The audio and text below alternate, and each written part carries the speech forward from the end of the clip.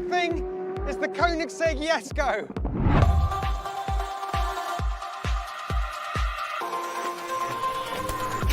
Over the years, we've seen everything from the highs of lapping an F1 car and Schumacher in a Ferrari FXX to the lows of the Koenigsegg CCX eating a tyre wall.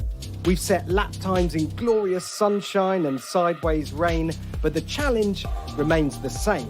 Give Stig the keys to your car if you think you're fast enough. In this series, we're running the latest and greatest performance cars and placing them on the all-time leaderboard.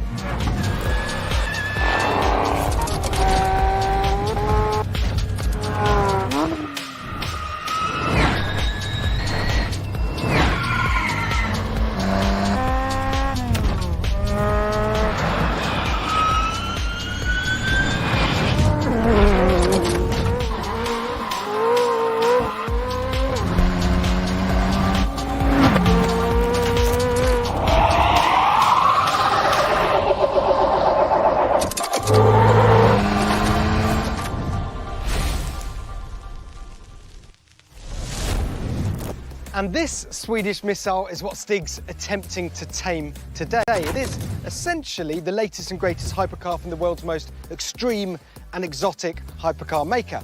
It's called the Jesko, named after Christian von Koenigsegg's dad, who helped him set up the company 30 years ago, and you can order it in two different versions. This one, which is the high downforce, maximum nutter attack version, or the Absolute, which gets no wing, less drag, and a higher top speed.